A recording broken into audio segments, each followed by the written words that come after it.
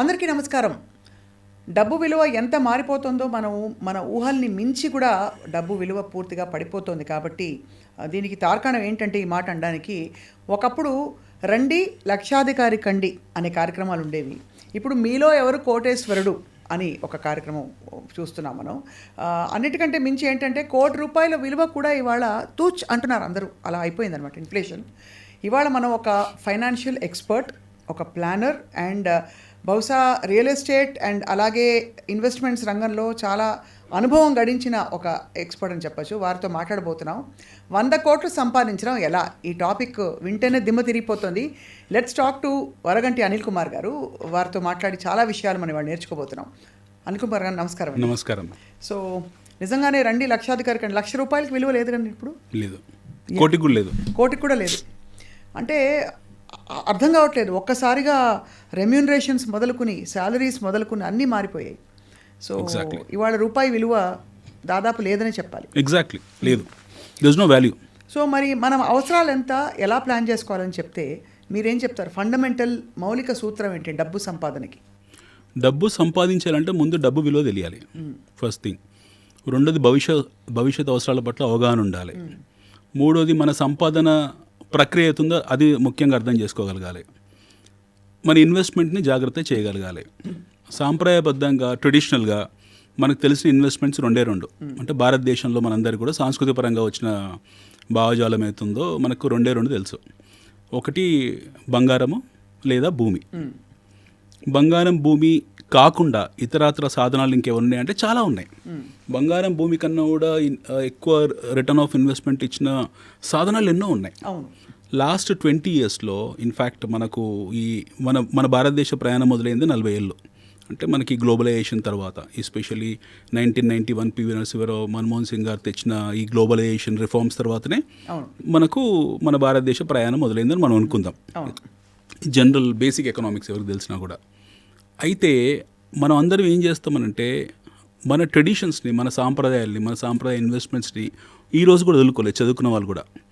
మన వ్యవస్థ అంతా కూడా చీటీల చుట్టూ, మన వ్యవస్థ పూర్తిగా కంప్లీట్గా చీటీల్లో చుట్టూ, ఈ పీర్లెస్ అనో, సహారా అనో, ఇంకేదో మనీ లాండరింగ్ అనో, ఇంకేదో రకరకాల యాక్టివిటీస్లో ఇరుక్కుపోయాం. లేదా ప్రభుత్వం అమ్మి ఇన్ఫ్లేషన్ని కొంటాం మనం, ద్రవ్యోద్బలాన్ని కొనుక్కుంటాం మనం ఇన్ఫ్లేషన్ని. బ్యాంక్లో ఫిక్స్డ్ డిపాజిట్ ఉపయోగపడుతుండొచ్చు మనకు. అవి అంటే రెమిటెన్సెస్ క్విక్గా ఉంటాయి, మనకు కావాలనుకున్నప్పుడల్లా సేఫ్గా ఉంటుందని నమ్మకం. బట్ మీకు రిటర్న్ ఆఫ్ ఇన్వెస్ట్మెంట్ ఎక్కడుంది చెప్పండి అందులో? సపోజ్ మనం బ్యాంక్లో ₹1,00,000 పెట్టాము, అది డబుల్ కావడానికి మీకు 7 years 8 years పడుతుంది. ఈ 1,00,000-2,00,000 మీకు వడ్డీతో ఒక 7 yearsకు కాంపౌండెడ్ రేట్ ఆఫ్ రిటర్న్ మీద ఒక 8 yearsకు మీకు ₹2,00,000 వస్తుంది. ఈ రోజున్న పాల ప్యాకెట్ ₹20 ఉంటే కరెక్ట్ 7 years తర్వాత ₹40 ఉంటుంది. అంటే మీరు సేవ్ చేసిన డబ్బు మీరు మళ్ళీ ఇన్ఫ్లేషన్కే కట్టేస్తున్నారు. అవును. సో మనం ఏమనుకుంటాం, మెంటల్గా మనకేదో మనం డబ్బును సేవ్ చేసాం అనుకుంటాం, but we're buying inflation actually. అంతే కదా. సో ఫిక్స్డ్ డిపాజిట్ అనేది ఒక చాలా ప్రిమిటివ్ మెథడ్ ఇన్వెస్ట్మెంట్స్లో. దట్టు మనలాంటి ఇన్ఫ్లేషన్ ఉన్న దేశాల్లో ఫిక్స్డ్ డిపాజిట్ మాత్రమే ఉంటుంది.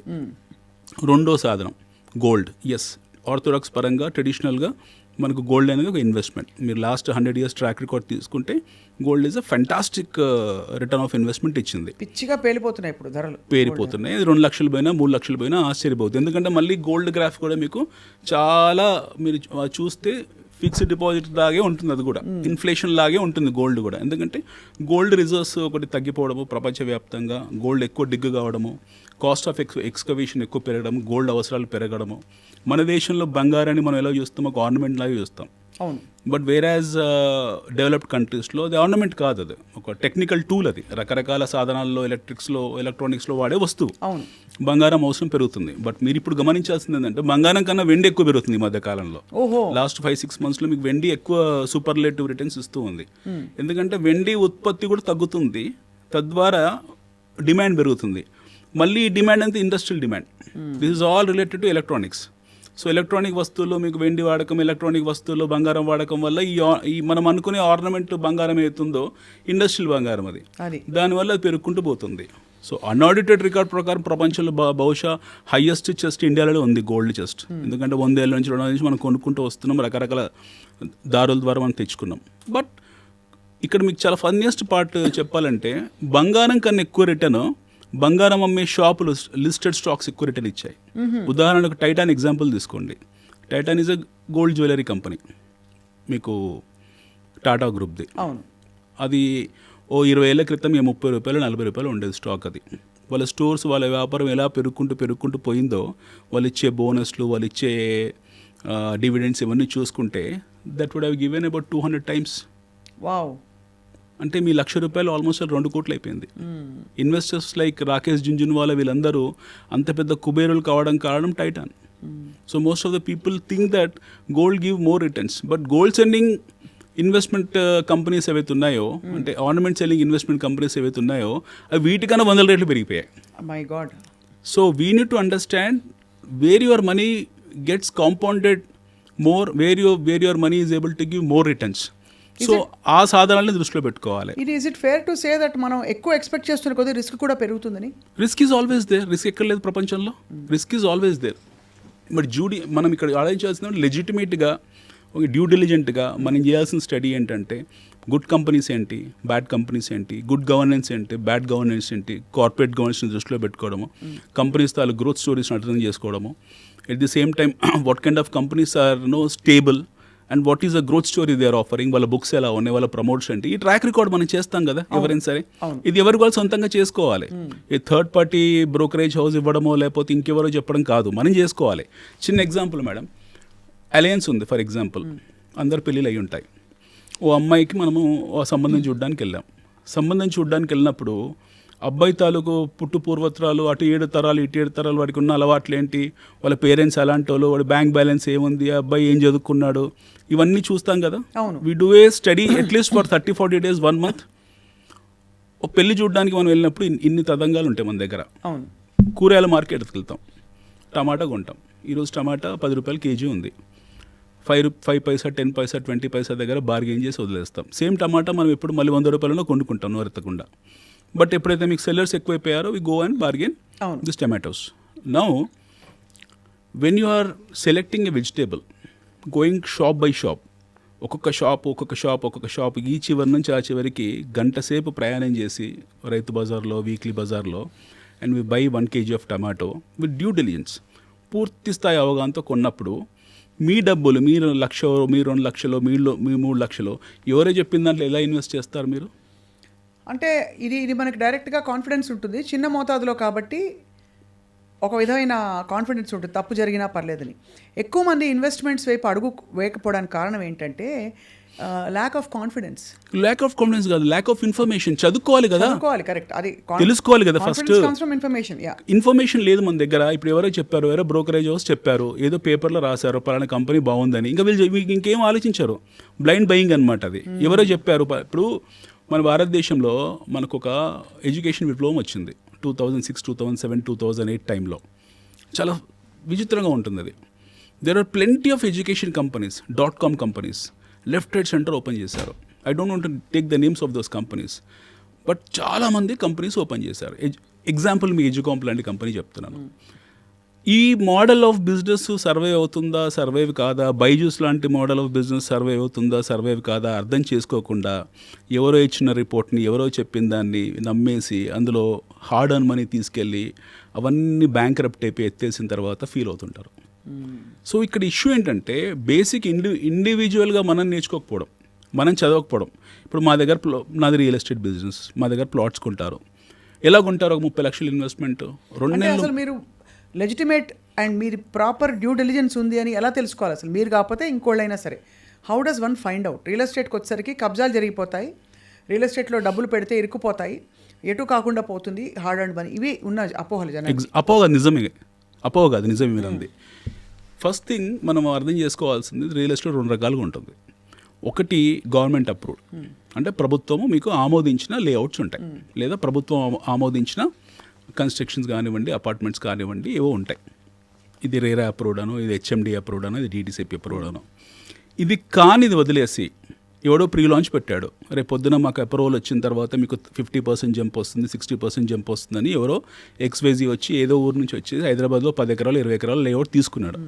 మీరే ఎగ్జాంపుల్, స్వప్న గారు, మీకు ఎవరో చెప్పారు మీరు మేడం ఇట్లా మీరు మా దగ్గర మా ఫ్రెండ్ ఉన్నారు, ప్రీ అప్రూవల్ పెట్టారు ఒకటి, ఇందులో మీరు ప్లాట్ బుక్ చేసుకోండి, తర్వాత బాగా పెరుగుతుంది. ముందు అయితే డబ్బులు అది పెరిగే, రేపు పొద్దున్న అప్రూవల్ వచ్చాక మీకు అది 20 లక్షలు అవుతుంది, ఇప్పుడు 10 లక్షలు పెట్టి కొనుక్కోండి అని చెప్పారు. మీకు ఆశ ఉంటుంది సహజంగా ఎవరికైనా సరే. ఇంకే ఫ్యాక్టర్స్ చూడరు, డ్యూ డిలిజెన్స్ అసలు చూడరు, వెళుతారు, వాళ్ళు హార్డ్ అన్ మనీ 10 లక్షలు తీసుకొని డంప్ చేస్తారు. 99% ఇందులో ఫ్రాడ్ ఉంది. 99% ఇందులో ఫ్రాడ్ ఉంది. 99% జనాలు డబ్బులు పోగొట్టుకున్నారు. తర్వాత వాళ్ళు ఎవరికి తెలియదు. అదే వీళ్ళు ఎవరైతే ఆ డబ్బులు తీసుకొని పారిపోయారో వాళ్ళు ఎక్కడున్నారో కూడా తెలియదు. వాళ్ళ మీద ఏ యాక్షన్స్ లేవు, ప్రభుత్వం కూడా పెద్ద పట్టించుకునే సందర్భాలు లేవు, వాళ్ళు చర్యలు తీసుకునే కూడా పెద్ద ఏం లేవు. ఎవరో నోటీసులు ఇస్తారు, ఒకరిద్దరిని తీసుకెళ్ళి చెంచడలో వేస్తారు, వాడు బెయిల్ తెచ్చుకుంటాడు, మళ్ళీ తిరుగుతాడు, ఇవన్నీ నార్మల్ అయిపోయాయి. సో ఈ సిస్టమ్ డ్యూ డిలిజెన్స్ ఇందాక మనం అందదే లెజిటిమేట్ కాంది ఏదైతే ఉంటుందో, అంటే ప్రభుత్వం ఆమోదించింది ఏదైతే ఉంటుందో, what government is not approved, what RERA is not approved, దాని జోలికి దాన్ని అమ్మడం అనేది చట్టరీత్యా నేరం. ఎవరు? ఈ అమ్మేవాళ్ళు. బట్ కొనడం కూడా అంతే స్థాయి నేరం. అమ్మడమే నేరం కాదు, కొనడం కూడా నేరమే. రెండొకటి, మీకు మనీ లాండరింగ్ స్కీమ్స్, పోన్జీ స్కీమ్స్ చాలా ఉంటాయి రియల్ ఎస్టేట్లో. మనీ బ్యాక్ స్కీమ్స్ అని, బై బ్యాక్ స్కీమ్స్ అని, మా దగ్గర మీరు డబ్బులు పెట్టండి, మీకు ₹1,00,00,000 ఇన్వెస్ట్ చేయండి, మీకు ₹1,50,00,000 ఇస్తాం సంవత్సరానికని. ఎలా పాసిబుల్ అవుతుంది? వాడు ₹1,00,00,000 ఇన్వెస్ట్ చేస్తే ₹50 లక్షలు రిటర్న్ ఇస్తా అని చెప్పాడు. ఎలా పాసిబుల్ అవుతుంది? అదే కదా. ఎవరైనా వాడి బ్యాలెన్స్ షీట్స్ ఏంటి, వాడి బుక్స్ ఏంటి, అసలు వాడి బ్యాక్గ్రౌండ్ ఏంటి, హూ ఈజ్ దట్ పర్సన్, ఎలా ఇవ్వగలుగుతున్నాడు, మీకు ₹1,00,00,000 నేను బతుకుతున్నా ఇందులో, ఎలా ఇవ్వగలుగుతున్నారు అని ఎవరైనా అంచనా వేసుకున్నారా? సైబర్ ఫ్రాడ్స్ ఇప్పుడు అలాగే కదా జరుగుతున్నాయి. ఇవి సైబర్ ఫ్రాడ్స్ కన్నా కూడా beyond madam, direct frauds, money laundering, Ponzi scheme frauds, ఇవన్నీ కూడా మీకు ప్రభుత్వానికి ప్రతి ఏటా సంవత్సరానికి దగ్గర 10 నుంచి 15,000 కోట్ల నష్టం వస్తుంది ఇందులో. దీనివల్ల పూర్తి స్థాయి రియల్ ఎస్టేట్ హైదరాబాద్లో ఈ పోన్జీ స్కీమ్స్, ఈ మనీ లాండరింగ్ వల్ల రియల్ ఎస్టేట్ సెంటిమెంట్ దెబ్బతినింది. There are plenty of families who become bankrupt. చాలా మంది వాళ్ళ పిల్లలు పెళ్లి చేయలేకపోతున్నారు, పిల్లల్ని చదివించుకోలేకపోతున్నారు, డబ్బులు తీసుకెళ్ళి హార్డ్ అండ్ మనీ తీసుకెళ్ళి ఎవడో XYZ చేతిలో పెట్టారు, వాడు ఎక్కడుండో తెలియదు. ఎలా సాధ్యమవుతుంది? మీకు బ్యాంక్స్ ఇవ్వలేకపోతుంది, స్టాక్ మార్కెట్ ఇవ్వలేకపోతుంది, బంగారం ఇవ్వలేకపోతుంది. Nobody is able to give 50% ROI in 1 year. Correct. ఒక ఎల్లయ్య పుల్లయ్య మల్లయ్య వచ్చేసి రియల్ ఎస్టేట్లో వాడు ఏదో లేఅవుట్ అని చెప్పేసి మీరు ₹1,00,00,000 పెట్టండి, మీ 50 లక్షలు ఇస్తాను, రిటర్న్ 150% ఇస్తాను, 50% ఇస్తాను అని చెప్పగానే జనాలు నమ్ముతున్నారు. రైట్. చేసేవాడు ఎట్లా ఫ్రాడ్ చేస్తున్నాడు, నమ్మేవాళ్ళు కూడా ఫ్రాడ్ చేస్తున్నారు కదా. అంటే నమ్మేవాళ్ళు ఫ్రాడ్ అంటే వాళ్ళకి తెలియక చేస్తున్నారు కాబట్టి ఫ్రాడ్. ఎలా ఇప్పుడు బ్యాంకే 7-8% ఇవ్వడం కుదరట్లేదు. Best of the best companies, Tata group లాంటి కంపెనీస్, ఇన్ఫోసిస్ లాంటి కంపెనీస్, టెక్ మహీంద్రా లాంటి కంపెనీస్, మహీంద్రా లాంటి కంపెనీసే వాళ్ళు 20%, 15% ROI తీసుకోవడానికి కింద మీద పడుతున్నారు. వాళ్ళు భూమి లేని భూమి మీద వాడి దగ్గర భూమే లేదు. It doesn't have any land with him. అవును. నేను ఏదో చేస్తాను రేపు పొద్దున అని చెప్పేసి భవిష్యత్తుని కలల సోదరుని అమ్మేసి ఈరోజు జనాల దగ్గర డబ్బులు తీసుకొని సక్సెస్ ఏంది? ఒక స్టోరీ చెప్పండి హైదరాబాద్లో అలాంటిది. Let's keep India side, let's talk about Hyderabad. అలా పబ్లిక్ నుంచి మనీ లాండరింగ్, పోన్జీ స్కీమ్ ద్వారా డబ్బులు తీసుకొని ₹1,00,00,000 ఎన్నో ఉన్నాయి అలాంటి, కొన్ని 100,000 కోట్లు వసూలు చేశారు, కొన్ని కేసులు అవుతున్నాయి, కొంతమంది జైలుకి వెళ్ళారు అని మీరు ఎక్కువ కవర్ చేస్తుంటారు టీవీ ఛానల్స్ వాళ్ళే. But what happen to them? న్యాయం ఇక్కడ జరిగింది ఎవరికన్నా? ప్రభుత్వం ఏదైనా చర్యలు తీసుకుందా? అసలు వీటి మీద యాక్చువల్గా గవర్నమెంట్ ఒక సిట్ వేయాలి. They have to do a special investigative team. ఒక ప్యానల్ ఆఫ్ అడ్వకేట్స్ పెట్టాలి, ప్యానల్ ఆఫ్ పోలీస్ ఫోర్స్ని ఎంప్లాయ్ చేయాలి, వీలుంటే CRPFని పెట్టాలి, చెంచల్ కూడా ఎక్స్టెన్షన్ చేయాలి, వీలుంటే ఇంకో 20 బ్యారకులు పెట్టాలి అందరిని తీసుకెళ్ళడానికి. ఇలాంటి ఫ్రాడ్స్ ఒక ఎత్తు అయితే ఇప్పుడున్న ఆందోళన ఏంటంటే ఇవాళ ల్యాండ్ బాగుంటుంది, నా పేరు మీద రిజిస్టర్ అవుతుంది, కానీ ఎవరో అక్కడ లోకల్ బడాబాబులో ఎవరో వచ్చి అది మొత్తం తారుమారు చేసే రికార్డులని, ఆ టైటిల్ డీడ్స్ని కూడా తీసేసి ఎక్కడ నా డబ్బులు పోతాయి. ఇంపాసిబుల్, అది ఇంపాసిబుల్. నేను 4 years అని చూసాను ఈ రోజు వరకు కూడా. మీకు we have a fantastic system. Beat మనము ధరణి అనుకోవచ్చు, లేకపోతే దాని పేరు మారిస్తే రేపు పొద్దున భూభారతి అనొచ్చు. వీ హ్యావ్ ఫెంటాస్టిక్, కర్ణుడికి కవచకుండాల లాంటి సిస్టమ్ అది. ఒక్కసారి మీరు సిస్టంలో అందులోకి ఎంటర్ అయిన తర్వాత మీ వేలు ముద్రబడి అందులో మీ పేరు మీద రిజిస్టర్ అయ్యాక అందులో కబ్జా అనేది ఇంపాసిబుల్, అది సాధ్యం కాదు. కబ్జా జరగడము, డాక్యుమెంటేషన్ మ్యానిపులేట్ చేయడం అనేది సాధ్యం కాదు. మీ పేరు మీద రిజిస్టర్ అయిపోయిన డాక్యుమెంట్ అఫీషియల్గా మీరు ధరణిలో ఎంటర్ అయ్యారు. కానీ నా పేరు మీద రిజిస్టర్ అయిపోయాక కూడా ధరణిలో జరిగిన అవకతవకల వల్ల వేరే పేరు వచ్చేసింది అనుకోండి, ఏది చెల్లుతుంది? ధరణిలో అవకతవకలు జరిగినట్టు సందర్భాలు చాలా తక్కువ ఉన్నాయి, అసలు అలాంటివి లేవు. లేవు, జరగవు. పాసిబుల్ ధరణి అని కాదండి, ఇప్పుడు పేరు మార్చిన భూభారతి అని మారుస్తున్నారు government. Whatever the portal it is possible కాదు. మీ పేరు మీద ఒకసారి రిజిస్టర్ అయిన తర్వాత అది ఇంకొకరి పేరు మీద మార్చడం అనేది నెక్స్ట్ ఇంపాసిబుల్. అది ఎవరు దాన్ని చేయలేరు unless until the buyer has to come, he has to give an acknowledgement. అతను ట్రాన్స్ఫర్ చేస్తే తప్పిస్తే పేరు మార్చడం అనేది సాధ్యం కాదు. ఈ సౌలభ్యము, ఈ సౌకర్యం భారతదేశం మొత్తంలో కేవలం మన తెలంగాణ రాష్ట్రాన్ని మాత్రమే ఉంది. Hyderabad lands are absolutely safe to buy and provided if that is approved by the concern authority. ఇక్కడ మరొక మనం 2 రకాలు మాట్లాడాం. ఒకటి లేని కంపెనీలు సృష్టించి భూములు అమ్మేసి మోసం, అది డైరెక్ట్ మోసం. ఇది ఇక్కడ నేను అడిగింది అవకతవకలు జరిగితే, అంటే లోకలైజ్డ్గా స్టే ఇన్సిడెంట్స్ జరుగుతాయి. ఎవరో లోకలైజ్డ్ గుండాలు కావచ్చు, రౌడీ షీటర్లు వాళ్ళు వచ్చి తీసేసుకుంటారని ఒక భయం ఉంటుంది. మూడోది చట్టపరమైన మార్పులు. ఇప్పుడు Hydraa is something that nobody expected. People who invested started getting, ఇప్పుడు ఆగింది పానికింగ్. ఇలా అంటే సో ఒక రియల్ ఎస్టేట్ వెంచర్ని అప్రోచ్ అవుతున్నప్పుడు ఏ జాగ్రత్తలు తీసుకోవాలి? ఇప్పుడు ఇందులో మౌలికంగా మనం మూడు ప్రశ్నలు మేబీ. ఇప్పుడు మనం చూడాల్సిన ఫస్ట్ థింగ్, ఒకసారి ఈ రౌడీలు గుండాలు వచ్చి మీ కబ్జాలు చేస్తారా అనేది ఆ ఇన్సిడెంట్స్ గత 10 సంవత్సరాలు ఎక్కడ లేదు. నాకు తెలిసి మన దగ్గర రౌడీలు గుండాలనే సినిమాలో కనపడుతున్నప్పుడు రియల్ లైఫ్లో అయితే చూసిన దాఖలాలు తక్కువ. ఏదో వైన్ షాప్లో అక్కడ ఉండొచ్చు, అంత ఈజీ కాదు. ఎందుకంటే మన లా and order one of the robust law and order what we have. మన దగ్గర ఈ రోజు ఒక హ్యాండ్ బ్యాగ్ పోయినా సరే గంట సేపట్లో పట్టేసి తెచ్చిచ్చేస్తున్నారు. We have fantastic law and order. మన సిస్టమ్ చాలా అద్భుతంగా ఉంది. We are not like others when it comes to Telangana or when it comes to Hyderabad. వీళ్ళు రౌడీలు గుండాలు రావడం, కబ్జాలు చేయడం అనేది మన సినిమాలో మాత్రమే చూసాం. గతంలో కొన్ని జరుగుంటాయి సంఘటనలు హైదరాబాద్లో కూడా. బట్ లాస్ట్ 13 yearsలో మనకి ఎప్పుడైతే ఈ లా అండ్ ఆర్డర్ని ఇంటిగ్రేట్ చేశామో, ధరణితో ఇంటిగ్రేట్ చేశామో, this is washed out. Return of cases అనమాట. ఇంకా అలాంటివి ఏం జరగలేదు. ఎప్పుడు కూడా ఇంక జరిగే పాసిబిలిటీ లేదు. ఇందా మీతో అన్నట్టు ఒకసారి ఒక ప్రాజెక్ట్ అప్రూవ్ అయిన తర్వాత, ఆ ప్రాజెక్ట్లో మీరు బయ్యర్గా చేరిన తర్వాత మిమ్మల్ని టచ్ చేయడం అనేది, your rights will be protected. Your rights are absolutely protected. Yes. Nobody can touch you. Even God cannot touch you. Okay. No one can touch. There is no authority on this earth which can come and encroach your land. Provided if that is registered on your name and provided that particular land has been approved. What are those approvals? DTC approval undi, RERA approval undi. That's enough. It encompasses everything. Absolutely. Yes. That can encompass everything. Now you are going to ask a question, why this Hydra has happened then? Yeah. Okay, so Hydra was an activity. Actually, Hydra is a very good activity where they wanted to clear the encroachments. Backward encroachments ఏవైతే ఉన్నాయో మనకు, especially రోడ్స్ని ఎక్కడైతే encroach చేశారో లేదా lakes encroach చేశారో. We had ఎన్ని lakes ఉండే హైదరాబాద్లో, దగ్గర 300-400 చెరువులు ఉండేవి. ఆ చెరువులు కబ్జాకు గురి కావడము, అవన్నీ ఆల్రెడీ లాస్ట్ 30-40 yearsలో అక్కడ కాలనీలు వెళ్ళడము, లేదా రోడ్లు రావడము, లేదా షాపింగ్ మాల్స్ రావడం అన్నీ జరిగాయి. So you take example of Kukatpally or Nizampet, all this places. ఇవన్నీ కూడా బ్యూటిఫుల్ ఫెంటాస్టిక్ లేక్స్ ఉండే ఏరియా ఒకప్పుడు. వ్యవసాయదారిత పంటలు ఉండేవి అక్కడ, మీకు ఎన్నో జరిగేవి. లాట్ ఆఫ్ అగ్రికల్చర్ యాక్టివిటీస్ జరిగేది. హబ్స్ కూడా, ఇవన్నీ ఏరియాస్ కూడా. బట్ సిటీ నగరం డెవలప్ అయింది, హెల్ప్లెస్ సిట్యువేషన్లో ఉన్నారు. ఆ టైంలో టౌన్ ప్లానింగ్ వాళ్ళు అప్రూవల్స్ ఇవ్వడము, లేదా ఆ టైంలో మీరు ఇందాక ఏ లోకల్ పొలిటీషియన్ ఎవరో వెళ్ళి ఏదో అప్రూవల్ ఇవ్వడం, ఇవన్నీ జరిగాయి. వీళ్ళందరూ కట్టేసుకున్నారు, వాళ్ళు ఉండిపోయారు. అంటే they are now staying in the houses. No they are the legitimate land owners of the house. ఎందుకంటే ఆక్యుపెన్సీలు ఉన్నారు కాబట్టి. మన చట్టాలు కూడా ఎలా ఉంటాయంటే, ఒక 6 years, 7 years, 10 years ఆ పర్టికులర్ లొకేషన్లో, ఆ పర్టికులర్ ప్లేస్లో ఇల్లు కట్టుకొని నివాస గృహం వేయించుకున్న తర్వాత మనకు కూడా ప్రభుత్వం కూడా పెద్ద అధికారాలు లేవు వాళ్ళని కూల్చేయడానికి. బట్ రీసెంట్ యాక్టివిటీస్ ఏం జరిగాయి, there are especially lake backwaters ఏవైతే ఉన్నాయో అవన్నీ కూడా ఎంక్రోచ్ అయ్యాయి ఈ మధ్యకాలంలో. ఈ మధ్యకాలంలో అంటే 15 years బ్యాక్, 10 years బ్యాక్ వాటిని రెగ్యులరైజ్ చేసుకుని లేఅవుట్స్ కింద మార్చుకున్నారు. Hydraa has coming to force to clear the public lands. So ఆ ప్రాసెస్లో 1-2 కొంచెం తొందరపాటు చర్యలు ఉండొచ్చు. But Hydraa is a very good activity. I appreciate CM Revanth Reddy గారి విషయంలో. చాలా అద్భుతమైన యాక్టివిటీ హైడ్రా. కానీ నేను అనేది ఏంటంటే, హైడ్రాలో మీరు కేవలం ఇది ఒకటే ఇంక్లూడ్ చేయకూడదు. హైడ్రాలో బాటమ్ లైన్ కూడా ఇంక్లూడ్ చేయాలి. Especially money laundering, Ponzi schemes ఏవైతే ఉన్నాయో, this has to become part of Hydraa.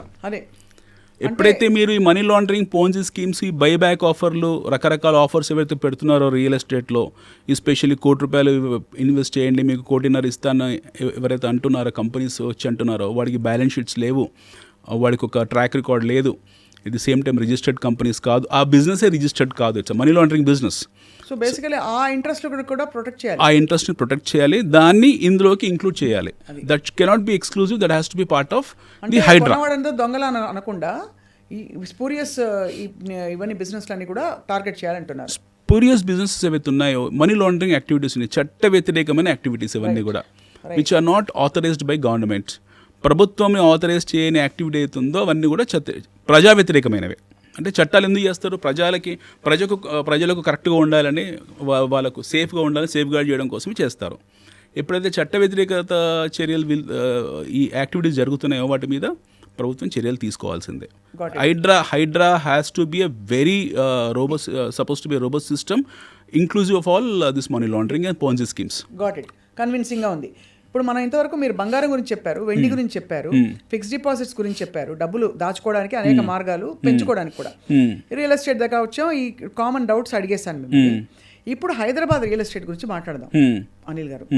చుట్టూ విస్తరించే హైదరాబాద్ ఇప్పుడు చూస్తే 60-70 కిలోమీటర్లు నేను గత 15-20 సంవత్సరాల్లోనే విస్తరించి చూసాను. ఇది వరకు లకడికప్పులు హైదరాబాద్, అబిడ్స్ హైదరాబాద్, ఇప్పుడు అబిడ్స్ లకడికప్పులు ఎక్కడికో వెళ్ళిపోయింది. కరెక్ట్. ఎక్కడో Kokapet, that is the new Hyderabad. ఎక్కడెక్కడ విస్తరిస్తోందండి హైదరాబాద్, చెప్పండి. మనము హైదరాబాద్ అనే నగరాన్ని కాసేపు పక్కన పెడితే, first will come from Golconda. 400 సంవత్సరాల క్రితం గోల్కొండ అనే సామ్రాజ్యంలో హైదరాబాద్ అనే ఒక చిన్న కుగ్రామం ఎక్కడో ఉండేది. ఆ టైంలో రాజులు వచ్చారు, కుతుబ్షాహి వచ్చాడు, హైదరాబాద్ నగరం కట్టాడు.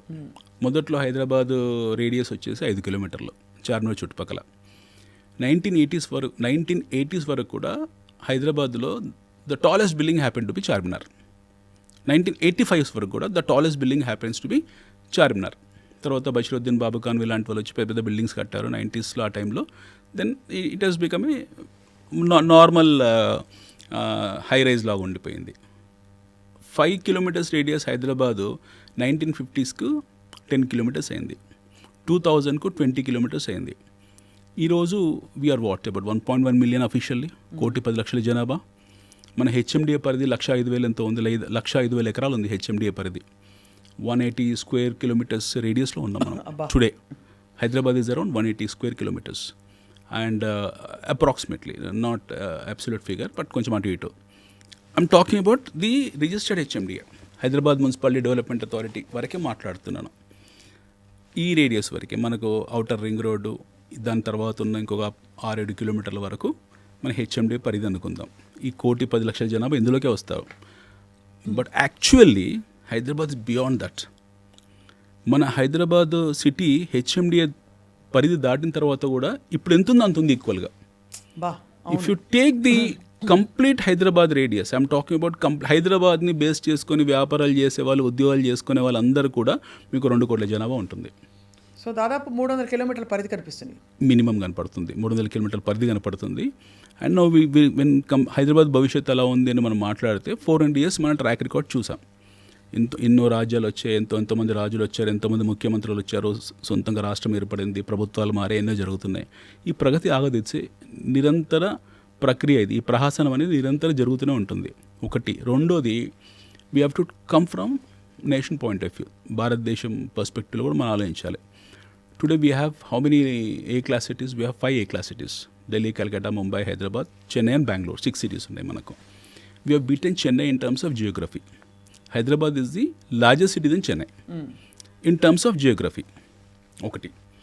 రెండోది, today we're at around $100 billion GDP మనము.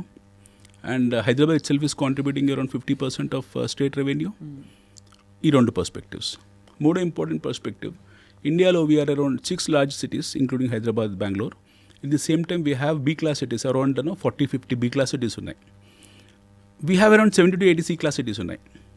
అంటే ఇండియన్ అర్బన్ పాపులేషన్ వచ్చేసి ఈరోజు 30%. అంటే అగ్రేరియన్ ఎకానమీ నుంచి మనం అర్బన్ ఎకానమీ కింద మారిపోయాం. ఫైన్. నౌ హైదరాబాద్ కూడా సిమిలర్లీ అదే రిప్లికాలో మనం వర్కౌట్ అవుతున్నాం. Now if you take globally, we are around, మన ర్యాంక్ గ్లోబల్ ర్యాంక్లో 100 లోపల ఎక్కడో ఉంటాం మనం. If we look at the city perspective, ఒకప్పుడు మనము మన ఇండియా ఏదైతుందో we are part of Asia Pacific అనేవాళ్ళు మనని. Today entire world is calling as India Pacific. భారతదేశాన్ని ఇండో పాసిఫిక్ అంటున్నారు ఈరోజు. It's not Asia Pacific anymore. India is a Indo Pacific. So Indo Pacific రీజన్లో అత్యంత ప్రాముఖ్యత గల నగరం దేశం ఇండియా. దేశం ఇండియా. ఓకే. నగరం నగరాలు 2 ఇండో పాసిఫిక్ రీజన్లో అతి ముఖ్యమైన 2 నగరాలు ఉన్నాయి. ఒకటి ఢిల్లీ అనుకుందాం, the administrative capital of India. Second వచ్చేసి దక్షిణ భారతదేశాన్ని కానీ వింధ్యా పర్వతాలు దిగిన తర్వాత మోస్ట్ సెంటర్ ఆఫ్ గ్రావిటీ ఉన్న సిటీ హైదరాబాద్. అంటే అన్ని విధాల most desirable city. Most desirable city. అందుకే అన్ని కంపెనీలు కూడా ఇన్వెస్ట్మెంట్స్ కి ఇక్కడికే రాలేదు, ఇంకా రాలేదు. చాలా వరకు వచ్చాయి. 10-15 సంవత్సరాల వచ్చాయి. అయితే ఇప్పుడు ఎలా ఉండబోతుంది, వచ్చే 15 సంవత్సరాలు, వచ్చే 10 సంవత్సరాలు ఎలా ఉండబోతుంది, నగర అభివృద్ధి ఎలా ఉండబోతుంది అని అంటే ఇప్పుడు మనం చాలా ఫాస్ట్ అవుతాం. ఎందుకనంటే నౌ స్ట్రేట్ ఆఫ్ మలకా ఎక్కడైతే ఉందో ఫిలిప్పీన్స్ దగ్గర, అటు నుంచి మన ట్రేడ్ ఇండియాలోకి ఎంటర్ అవుతుంది. That will enter at Bay of Bengal. Strait of Malacca ట్రేడ్కు బే ఆఫ్ బెంగాల్ ఎంట్రీ అవుతుంది. మీరు అందుకే చూడండి, అదానీ పోర్ట్స్ ఏవైతే ఉన్నాయో మనకు ఎంటైర్ ఆంధ్రాలో, ఎస్పెషల్లీ మచిలీపట్నం, విశాఖపట్నం, వాళ్ళు ఎక్కువ అక్కడ దాని మీద ఫోకస్ చేశారు. సో మనకు ఈ ఎంట్రీ పాయింట్ అంటే గేట్ వే ఆఫ్ ఇండియా ఈ 2 అవుతాయి. ఎస్పెషల్లీ మచిలీపట్నం, విశాఖపట్నం, ఇటు Chennai will be the gateway of India. అక్కడి నుంచి మంగళూరు పోర్ట్ని, ఇటు కొచ్చి పోర్ట్ని, అటు గోవా పోర్ట్ని, ఢిల్లీ పోర్ట్ని కనెక్ట్ చేసే ఏకైక పాయింట్ హైదరాబాద్. సో ఈ రెండు పోర్ట్స్ అంటే south and east and west బేస్ని కనెక్ట్ చేసే సెంటర్ పాయింట్ అవుతుంది. సో అంటే వింధ్యా పర్వతాల కింద నుండి ఒకటి ఆల్రెడీ ఎగ్జిస్టింగ్, బట్ ఇప్పుడు ఇన్ఫ్రాస్ట్రక్చర్ పరంగా చాలా రోబస్ట్ అవుతుంది. రెండోది సౌత్ ఇండియాలో, మన దక్షిణ భారతదేశంలో there has to be place where it has to be feasible for everyone. It is not Bengaluru, it is not Chennai anymore. It will be Hyderabad. రేపు పొద్దున భవిష్యత్తులో EV zone, electric vehicle zone కానివ్వండి, ఫ్యూచర్ అంతా electric వెహికల్దే ఉంటుంది. Manufacturing zones కానివ్వండి. Already Hyderabad happen to be larger pharma player in the world. మనకు almost ప్రపంచవ్యాప్తంగా ఉన్న 30% OTC, over the counter pharma products అన్ని హైదరాబాద్ ప్రొడ్యూస్ ప్రొడక్ట్స్.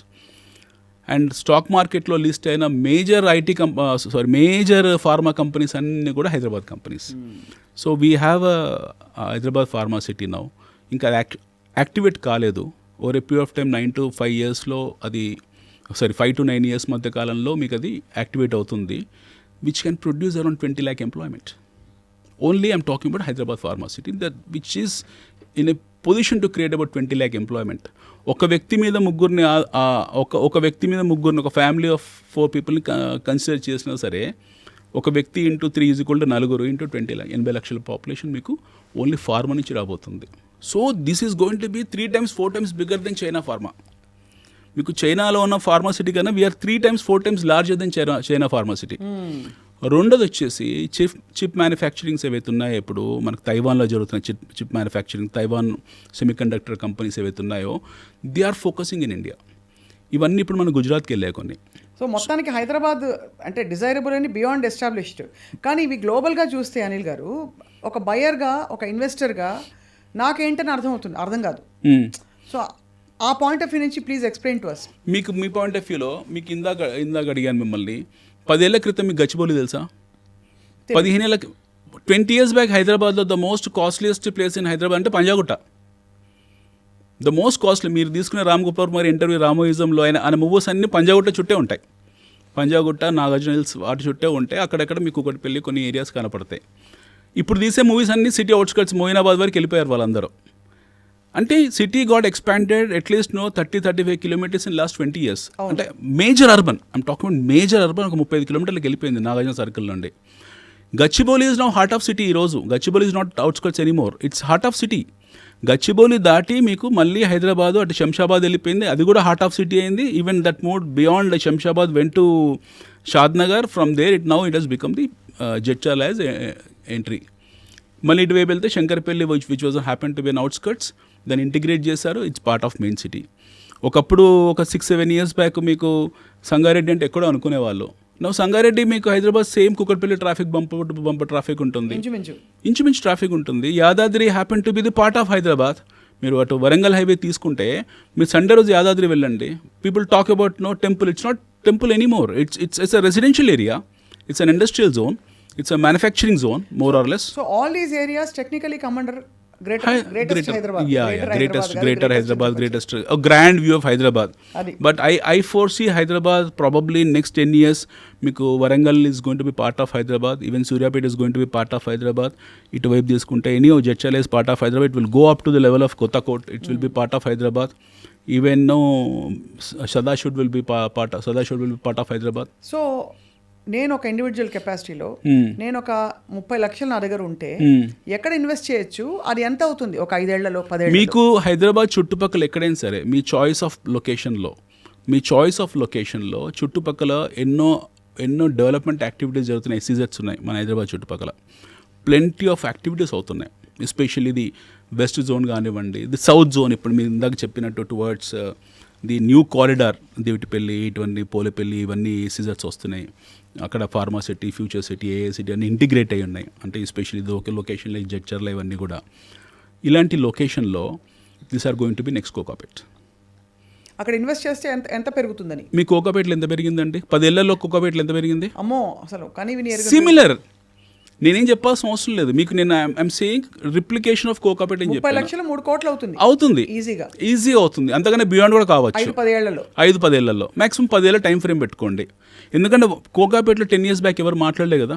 చాలా మంది జనాలు కోకాపేట గురించి వింది. తెలుగు ప్రజలు ఎప్పుడు విన్నారంటే లాస్ట్ 5 years ఒక తెలుగు మూవీలో కోకాపేట ఆంటీ గురించి. ఎస్, ఎగ్జాక్ట్లీ, అక్కడనే విన్నారు. అంత ముందుకు వాళ్ళకి తెలియదు. అయితే ఈ మూవీ వచ్చినప్పుడు కోకాపేటలో ఎకరం ₹1 ఉండేది, ఈరోజు 100 కోట్లు అయింది. ఈ మూవీ వచ్చినప్పుడు, ఆ మూవీ పేరు గుర్తు రావట్లేదు, ఆ మూవీ వచ్చినప్పుడు అప్పుడు ఎకరం 1.5 ఉండేది, ఈరోజు 100 కోట్లు అయింది. ఇది ఐఎమ్ టాకింగ్ అబౌట్ గవర్నమెంట్ వేలంపాటలో 100 కోట్లు వేయడం కాదు. బయట ఇన్ జనరల్లో కూడా మీకు బయట ఇప్పుడు గచ్చిబౌలి, కోకాపేట్, విస్పర్ వ్యాలీ ఏరియాలో 100 crores పెట్టిన ల్యాండ్ లేదు. You don't have any land availability లేదు. Land is the only limited resource.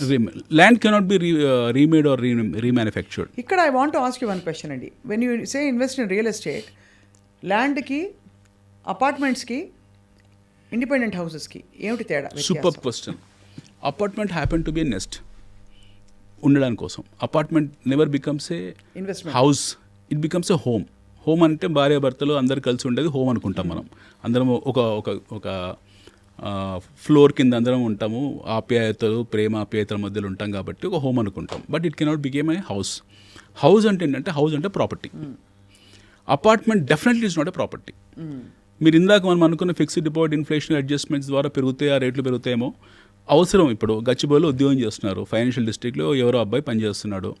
అతను ఆ ఏరియాలో ఆ ప్రాక్సిమిటీ, ఆ విసిలిటీకి దగ్గరగా ఉండాలి. So he will choose some 1 hour 1.5 hour traffic డిస్టెన్స్లో రాకపోకలను దృష్టిలో పెట్టుకుని చుట్టుపక్కల ఎక్కడో చోట అపార్ట్మెంట్ కొనుక్కుంటాడు. ఈ 7th floorలో 8th floorలో కొనుక్కుంటాడు. Over a period of time మీరు ఆ డిప్రిసియేషన్ని తీస్తే మీ బ్యాంక్ లోన్లో క్లియర్ అయ్యే టైంకు అపార్ట్మెంట్ మీకు ఒక వస్తువులాగా మిగులుతుంది, ప్రాపర్టీలాగా మిగులుతుంది, డిప్రిషియేటే మిగులుతుంది. అది it is definitely not a property. Okay. Whereas land is definitely property. భూమి అనేది ప్రాపర్టీ. అయితే మనకి ఇక్కడ ఏం జరుగుతుందనంటే, ఒక్కసారి ఇన్ఫ్రాస్ట్రక్చర్ కనుక మీకు ఒక సిస్టంలోకి వచ్చి సీమ్లెస్ ఇన్ఫ్రాస్ట్రక్చర్ వచ్చిన తర్వాత, రోడ్స్ వెడల్పు కావడము, ఇప్పుడు మెట్రో స్టేషన్ ఇలాంటివి రావడము, ట్రాన్స్పోర్టేషన్ అభివృద్ధి చెందడం, ఇవన్నీ వచ్చిన తర్వాత మీకు అపార్ట్మెంట్స్కి వాల్యూ ఉండదు. ఇంకా people will not prefer apartments. Somebody who is staying in Shadnagar, somebody who is staying in Jadcherla, if he has got a seamless traffic ఇబ్బందులు లేకుండా 1/2 hourలో కనుక గచ్చిబౌలి రాగలిగితే, why will stay in apartment in Kukatpally? అదే ఆబ్వియస్లీ. అంటే ఒక ఇండిపెండెంట్ హౌస్ మంచి ఇప్పుడైతే ఫ్రెష్ ఎయిర్ కూడా ఒక పెద్ద ఇంపార్టెంట్ అది ఫ్యాక్టర్. అది ఇంకొకటి, పోస్ట్ కరోనా తర్వాత అందరికీ జాగ్రత్తలు, ఆరోగ్యపరమైన జాగ్రత్తలు తీసుకొని, there are 2 things happened in India. Corona తర్వాత భారతదేశంలో 2 విప్లవాలు వచ్చాయి, చాలా సైలెంట్ రెవల్యూషన్స్ వచ్చాయి. ఒకటి ఆటో రెవల్యూషన్, 2 wheelers నుంచి 4 wheelers రెవల్యూషన్ వచ్చింది. మన auto sales especially 4 wheeler sales we jump 200%. మన కార్ల అమ్మకాలు 200% పెరిగాయి భారతదేశంలో కరోనా తర్వాత. People thought entire world is going to get into trouble, 50% జనాభా ఎగిరిపోతుంది, భారతదేశం కూడా అతలాకుతలం అయిపోతుంది, మనం అందరం కూడా కంప్లీట్ కొలాప్స్ అయిపోయాం అనుకున్న సందర్భంలో people have preferred to buy 4 wheeler for that social distancing దృష్టిలో పెట్టుకుని బైక్స్ కన్నా, కార్ల కన్నా కూడా ట్రాన్స్పోర్టేషన్ ఇది కంఫర్టబుల్, సేఫ్ ట్రాన్స్పోర్టేషన్ అని చెప్పి they got in to 4 wheelers. 1990 నుంచి 20 వరకు ఎన్ని 4-wheelers మోడల్స్ వచ్చాయో 2020 నుంచి 2025 5 ఇయర్స్లో అన్ని వచ్చాయి models. So today buying is not a problem, వాడికి ఒక ట్రిగర్ పాయింట్ కావాలి. అదే you need to have a trigger point. ఇప్పుడు డిజిటల్ కెమెరాస్ ఒక trigger point, iPhone pro max ఇవన్నీ ట్రిగర్ పాయింట్ అని కొనుక్కోవాలి, ఒక స్టేటస్ రిక్వైర్మెంట్ కాబట్టి కొనుక్కుంటారు ఎలాగలాగా. సో అంతవరకు కార్ల అవసరం ఎవరికి పడలేదు, they thought it's a luxury item. But ఎప్పుడైతే అది అవసరం కింద మారిందో పీపుల్ స్టార్టెడ్ బయింగ్ కార్స్. అదే అది యూస్డ్ కార్ కావచ్చు, కొత్త కార్ కావచ్చు, but we have jumped in terms of sales. And no lot of companies have come. Even Hyundai కూడా మన లిస్ట్ చేశారు భారతదేశం దృష్టిలో పెట్టుకొని. ఫోర్డ్ వాళ్ళు, మా Ford company as left India, ఇండియాలో మార్కెట్ లేదు, కష్టంగా ఉన్నామని చెప్పేసి ఇండియా నుంచి వెళ్ళిపోయారు ఫోర్డ్ వాళ్ళు. Now they want to come back again in 4 years, seeing the market condition, seeing the dynamics of the market, seeing the purchasing ability of the Indians, అది చూసి మళ్ళీ వాపస్ వస్తున్నారు. Similarly what happened is micro family system వచ్చింది. Parents ఇదివరకు ఉమ్మడి కుటుంబాలు, అన్నదమ్ములు అందరూ ఒకే చోట ఉండేవాళ్ళు. ఈ కరోనా తర్వాత సోషల్ డిస్టెన్స్ పేరు ఒక బహానా, ఆ పేరు పెట్టుకొని తండ్రి నుంచి కొడుకులు విడిపోవడము, అన్నదమ్ములు విడిపోయి ఇలా జరిగి అందరూ వెళ్ళారు. అది కూడా ఒక one of the reason. So ఇంకొకటి ఏంటంటే బ్యాంక్ లోన్స్, మనకు కంఫర్టబుల్ బ్యాంక్ లోన్స్ ఇవ్వడం, డిస్బర్స్మెంట్స్ చాలా ఈజీ చేయడం bank loans, ample availability of inventory ఉండడము, చాలా ఇన్వెంటరీ ఉంది మన దగ్గర. So now people are preferring to buy independent house. ఇక్కడ ఇంకొక క్వశ్చన్ ఏంటంటే, నా దగ్గర సపోజ్ 30 లక్షలు ఈఎంఐ కట్టాల్సిన అమౌంట్ ఉంది, లోన్ ఉంది, బట్ 30 లక్షలు రెడీలీ క్యాష్ కూడా ఉంది. ఈ 30 లక్షలు పెట్టి ఇన్వెస్ట్ చేసి డబ్బులు చేసుకుని ఈ ఈఎంఐలు కట్టుకుంటూ కంటిన్యూ చేయడం బెటరా, ఆ 30 లక్షలతో అప్పులు తీర్చేయడం బెటరా? ఎందుకు ఈఎంఐలు కంటిన్యూ చేయండి, కంటిన్యూ ఈఎంఐ. 30 లక్షలు పెద్ద కష్టం ఏం కాదు, ఈఎంఐస్ కంటిన్యూ చేయండి. ఒక ఎగ్జాంపుల్ చెప్పాము, హైపోథెటికల్లీ ఏంటంటే ఆ 30 లక్షలు ఇక్కడ ఇన్వెస్ట్ చేయండి, ఆ 30 లక్షలు 3 కోట్లు చేయండి, ఈ 30 లక్షల ఈఎంఐ అవుతుందో ఈ 2 నెలలు 3 నెలలు క్లియర్ చేసుకోండి. అదే కాబట్టి చేతిలో డబ్బులు రిజర్వ్స్ ఉంటే better to invest and help it grow than to pay off loans. చాలా old way of thinking. Yes, మీ దగ్గర if don't foreclose your loans, continue your loans, because the cost of loan versus the appreciation of your money is more. అంటే ఈ రెండింటిని, ఈ delta ఫ్యాక్టర్ని మీరు దృష్టిలో పెట్టుకుంటే దీనికి ఎక్కువ మీకు వయబిలిటీ ఉంటుంది, దీని రిటర్న్ ఎక్కువ ఉంటుంది, ఎక్కువ రిటర్న్ ఉంటుంది. In fact you would also probably say, of course lands మీద లోన్స్ ఇవ్వరు కానీ లోన్ తీసుకుని ఇన్వెస్ట్ చేయడం కూడా is a fantastic opportunity. You take a personal loan and buy a land. మీకు పర్సనల్ ఎంత పడుతుంది, సపోజ్ అనుకుందాము ఇప్పుడు ఒక మంచి లొకేషన్ ఉంది, it's a very good thought.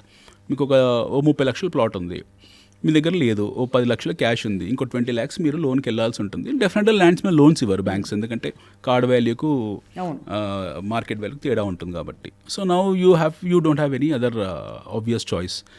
Go for a PL loan, personal లోన్కి వెళ్ళండి. పర్సనల్ కాస్ట్ ఆఫ్ పర్సనల్ చాలా తక్కువ ఉంటుంది. 4 years తీసుకుని ఆ ల్యాండ్ మీద ఇన్వెస్ట్ చేసి గ్రో చేసి అంతవరకు ఈఎంఐలు కట్టుకోండి. వాట్ ఎవర్ ఇది గ్రో అయ్యాక అమ్మేస్తే ఇది కట్టేసి బహుశా మిగిలిన దాన్ని ఇంకో చోట ఇన్వెస్ట్ చేయడం. కరెక్ట్. చాలా మంది అలా చేస్తారు, ఇంటెలెక్చువల్స్ అందరూ చేసే పని అది.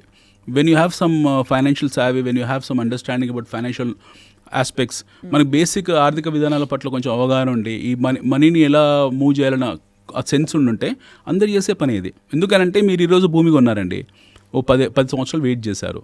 హైదరాబాద్లో ఎక్కడ ఏ చుట్టుపక్కల కొనుక్కున్నా ఎవ్రీ 3 years డబుల్ అవుతుంది. ఇది పక్కా రిటర్న్ ఆన్ రాక్. మీ హైదరాబాద్ చుట్టుపక్కల ఎక్కడ ఉన్నా సరే మీరు అప్రూవ్, ఐమ్ టాకింగ్, మళ్ళీ I'm reinstating, I'm talking about approved project. ఇప్పుడు ఉన్నాయండి అప్రూవ్డ్ ప్రాజెక్ట్స్, అన్ని అప్రూవ్డ్ మన దగ్గర ఉన్నాయి. లేఅవుట్ ప్రాజెక్ట్స్ ఉంటాయి చూడండి. ఈ లేఅవుట్ ప్రాజెక్ట్స్ అంటే అర్థం ఏంటి? లేఅవుట్ అంటేనే అప్రూవ్డ్ ప్రాజెక్ట్స్. లేఅవుట్ అనేది ఒక 1 acre ల్యాండ్ దాన్ని ముక్కలు చేసి అమ్మడం లేఅవుట్ అంటారు. అదే అంటే అక్కడ ఏం చేయాలని, రెసిడెన్షియల్ పర్పస్ కోసమే ఇల్లు కట్టుకోవాలంటే కట్టుకుంటారు, లేదా ప్రాపర్టీలో ఉంచుకుంటారు. చాలా మంది కట్టుకుంటారు. ఒకప్పుడు ఏంటంటే భూమిలో అందరు వేరే సాధనాలు ఉండేవి కాబట్టి అందరు వెళ్ళి ఏ ఊర్లో ఎక్కడో భూమిలో కొనుక్కునేవాళ్ళు. ఈరోజు అలా కాదు కదండి. ఇప్పుడు ఒక ప్రాజెక్ట్ ఉంది, ఒక అప్రూవ్డ్ ప్రాజెక్ట్ ఉంది, లేఅవుట్ ఉంది, కాంపౌండ్ వాల్ ఉంది, సీసీ కెమెరాస్ ఉన్నాయి, సీసీ రోడ్స్ ఉన్నాయి, లోన మీకు అండర్ గ్రౌండ్ డ్రైనేజ్ ఉంది, వాటర్ ఫెసిలిటీ ఉంది, ఇరిగేషన్ లోపల when you have all amenities available, వాళ్ళు కట్టేసుకుంటారు కదా అందులో. అండ్ ప్రాక్సిమిటీ, మళ్ళీ ఇందాక అన్నట్టు మీకు సిటీకి దగ్గరలో వేర్ నో ఎంప్లాయబిలిటీ ఉన్న ఏరియాలో మీరు ఎప్పుడైతే స్థలాలు కొనుక్కుంటారో న్యాచురల్ గ్రో అవుతాయి అవి. That is how Kokapet has grown, that is how Gachibowli has grown, that is how Shankarpalli has grown, that is how all the other places of grown. ఎప్పుడైతే మీకు ట్రావెల్ డిస్టెన్స్ తగ్గిపోతుందో ఒక ఏరియా నుంచి ఇంకో ఏరియాకు, ఆ ఏరియాలో లేఅవుట్లో మీరు ఒక ఇల్లు స్థలం కొనుక్కొని 2 years 3 years కట్టుకున్నారనుకోండి, న్యాచురల్ దానికి వాల్యూ పెరుగుతుంది. అది ఉంచుకోవచ్చు మీరు అన్నట్టుగా, మీ ఇష్టం అది up to you. yes, that's a property end of the day. So ఈ మొత్తం ఇన్వెస్ట్మెంట్స్ అండ్ మేకింగ్ మనీ నడుమ పిల్లల చదువులు ఇట్లాంటి వాటికి అవసరాలకి ఎలా ప్లాన్ చేసుకోవాలి అనిల్ గారు? ఒక్కటండి, ఆల్వేస్ నో ఫస్ట్ థింగ్ వృధా ఖర్చులు ఉంటాయండి. వృధా ఖర్చులను ఎప్పుడైతే మనం కంట్రోల్ చేస్తామో న్యాచురల్లీ మీకు అన్ని ఖర్చులు వెళ్ళిపోతాయి. అంటే వృధా ఖర్చులు చెప్పండి ఒక ఎగ్జాంపుల్కి. మీకు అలా ఇలా చెప్తే బాగోదేమో. మీకు ఆన్లైన్లో ఫుడ్ ఆర్డర్ చేస్తారు, వృధా ఖర్చు కాదా అండి అది? ఇంట్లో వండుకోలేరా? ఏదో సరదా కోసం ఎప్పుడో నెలకో 2 నెలలకోసారి ఓకే, వారానికి ఒకసారి తెచ్చుకోవడం వృధా ఖర్చే కదా. మన చిన్నతనంలో మనకి ఇవి లేవు కదా. We don't have all this. మన ఇంట్లో ఎవరో వండి పెట్టేవాళ్ళం, మనం తినేవాళ్ళం, హ్యాపీగా ఉండేవాళ్ళం. వృధా ఖర్చు కాస్మెటిక్స్, బట్టలు వృధా ఖర్చే, నాట్ రిక్వైర్డ్. ఎందుకు అంత ఫ్యాషనబుల్గా మనకు అనిపించే ప్రయత్నం చేయాలి? కానీ దేనికి దాచుకుంటున్నావు డబ్బులని? ఇప్పుడు ఉన్నవాడు ఇది చాలా మంది ఆర్గ్యుమెంట్ కాబట్టి మీ ముందు ఇలా ఉంచుతున్నాను. మీరు ఒక ఇన్వెస్ట్మెంట్ ఎక్స్పర్ట్. ఇప్పుడు పోయాక ఎవరి కోసం అది, ఎవరి కోసం? మీరు ఫస్ట్ మనం ఇప్పుడు అందరు పోతారండి, అన్డిస్ప్యూటెడ్, అది ఎవరు ఉండరు. బట్ మీరు పోయాక మన పిల్లలు కష్టపడకూడదు. ఇప్పుడు అవర్ పెడిగ్రీ, మన పిల్లలు ఎవరైతే ఉంటారో వాళ్ళు సఫర్ కాకూడదు. దానికి చదువులు ఉండాలి, వాళ్ళకి కావాల్సిన ఆర్థిక వెసులుబాటు కల్పించుకోవాలి. అది ఇంపార్టెంట్. మించి అంత డబ్బు ఎంజాయ్ అంత మించి అంటే ఏంటి? ఇప్పుడు మన ఫస్ట్ మీరు అడిగిన ప్రశ్న అదే. ఈ రోజు ₹1,00,000 సరిపోవట్లేదు, ₹1,00,00,000 విలువ లేదని మనం మాట్లాడుకున్నాం.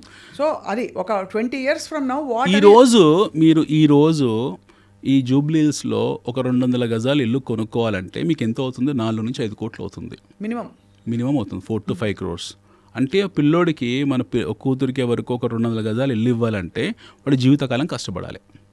ఫస్ట్ థింగ్, కష్టపడే ఎబిలిటీ ఉండి కష్టపడి సంపాదించుకొని కొంటే బాగుంటుంది. లేదు అని అంటే ఇందాకన్నా వృధా ఖర్చులు తగ్గించుకొని వేరే సాధనాల్లో వెళ్ళి అందులో సంపాదించడం మొదలుపెట్టాలి. ఈ 2 లేదు, నేను చదివిపించాను వదిలేస్తాను వాళ్ళ కర్మ అనుకుంటే మనం చెప్పేది ఏమీ లేదు. But when you wanted to create wealth, you have to cut down your unwarranted expenses. ₹3,000 పెట్టి టికెట్ కొనుక్కోవడం మీకు అన్వారంటెడ్ అనిపించట్లేదా అండి? తప్పకుండా సినిమాలకి అది అవునా కదా. ఒక వారం రోజులు ఆతృత ఆపుకొని పెట్టుకుంటే ఓటీటీలోనే ఇంకెక్కడో వస్తుంది, లేదా ఖాళీ వెనకాల కూర్చొని చూడొచ్చు ఫ్రీగా. ఎవరు ఉండరు. ఒక వారం 10 రోజుల తర్వాత థియేటర్లోనే ఎవడు ఉండడు. మనం ఒక్కరేం కూర్చొని పాప్కార్న్ పెట్టుకొని సినిమా చూడొచ్చు. అండ్ దిస్ అన్వారంటెడ్ ఫ్యాసినేషన్స్ ఏవైతే ఉన్నాయో, అన్వారంటెడ్ కాస్మెటిక్స్, అన్వారంటెడ్ డ్రెస్సింగ్, మనము పక్క వాళ్ళతో కంపేర్ చేసుకోవడము, వాడికి ఆ కారు ఉంది కదా నేను కారు మార్చడము. పిల్లలు ఎన్నో కంప్లైంట్స్ తీసుకొస్తారు. నాన్న ఇప్పుడు మా ఫ్రెండ్ వాళ్ళ డాడీకి ఇది ఉంది నీకు లేదని, మా ఫ్రెండ్ వాళ్ళ డాడీ ఇది తెస్తాడు మీరు. ఈ కంపారిజన్స్ వచ్చినప్పుడు ఆటోమేటిక్గా పేరెంట్స్ కూడా టెంప్ట్ అయిపోయి ఏవో చేస్తూ ఉంటారు. గ్యాడ్జెట్స్ ఉన్నాయి, అవసరం లేదు అవన్నీ కూడా. సో ఇక్కడ ఇంకో పర్టినెంట్ క్వశ్చన్ అడుగుతాను. Used car is better or new car is better? Go for used car, go for Delhi car. ఢిల్లీలో మన హైదరాబాద్లో తిరుగుతున్న 4matic Mercedes you get it for 20 lakhs. మీకు నేను మొన్న ఆన్లైన్లో సెర్చ్ చేస్తే 80 లక్షలకు రోల్స్ రాయిస్ ఉంది. 8 కోట్ల కారు 80 lakhsకి రోల్స్ రాయిస్ ఉంది. I can afford to buy. But నాకు ఆ స్టేటస్లో కొనలేదు, ఎందుకంటే దానికి ఒక స్టేటస్ కావాలి కాబట్టి. 80 లక్షలకు రోల్స్ రాయిస్ ఉంది. 40 లక్షలకు, 60 లక్షలు, 70 లక్షలకు మీకు పోర్షే దొరుకుతుంది. 20 లక్షలకు మీకు BMWలు ఉన్నాయి. I'm talking about the latest GT series. Why don't you go for it? ఇప్పుడు చిన్న ఎగ్జాంపుల్ అండి, నేను మీ ఆఫీస్కి వచ్చాను, I came in a high end car. ఇక్కడికి వచ్చాను స్టూడియోకు, నేను హై ఎండ్ కార్లోనే వచ్చాను. బయట ఉంది నా కారు. ఎవరికైనా తెలుసా అది కొత్తదా పాతదా? ఎవరు తెలియదు. నన్ను అడుగుతారా ఎప్పుడు రిజిస్టర్ చేయించారని? రెండోది, అన్నిటికన్నా ముఖ్యమైనది ఏంటంటే కొత్త కారు కొనుక్కోవడం, పాత కారు కొనుక్కోవడం అది చూడరు. మీరు ఏ కారులో వచ్చారో మాత్రమే చూస్తారు. మీరు మర్సిడీస్లో ఉన్నారా లేకపోతే మారుతిలో ఉన్నారో చూస్తారు. అంతే కదా. మీరు ఇక్కడికి ఫంక్షన్కి వెళ్ళారు, ఇప్పుడు చాలామంది ఫిల్మ్ యాక్టర్స్ ఉంటారు, ప్లెంటీ ఆఫ్ ఫిల్మ్ యాక్టర్స్ ఉంటారు. వాళ్ళు ఎప్పుడో 6 years 7 years back high end cars కొని ఉంటారు. ఈ రోజు కూడా వాడుతున్నారు కదా. ఓ 5-6 years అయితే వాడేసి అమ్మేస్తారు, వాళ్ళు వేరే వాళ్ళు కొనుక్కుంటారు. యూస్డ్ కార్ తప్ప ఏంటంటారు? అసలు ఇప్పుడు యూజ్డ్ హౌస్ కొనట్లేదా మనము? ఎందుకంటే ఇప్పుడు ఒక మంచి రకం కారు కొంటే 40 లక్షలు చాలా మందికి, ఒక కొంచెం మిడ్ రేంజ్ నుంచి చూస్తే 40 to 60 lakhs అవుతుంది. అదే యూజ్డ్ అంటే మనకి 1/4కి పడిపోతుంది. ఎగ్జాక్ట్లీ. కాబట్టి ఆ డబ్బులు ఇంకో చోట ఏ ల్యాండ్లోనూ పెడితే అది బాగా పెరుగుతుంది. గ్యాడ్జెట్స్, కార్స్ డిప్రిషియేట్ అవుతాయి. అసలు గ్యాడ్జెట్స్ కొనకూడదండి. Who is asking you to go and buy every Apple new model? ఎవరు చూస్తారు? ఇప్పుడు యాపిల్ వాడి పని అదే కదా, ప్రతి నెల ఒకటి కొత్త మోడల్ కొంచెం ఫీచర్స్ మార్చి రిలీజ్ చేస్తాడు.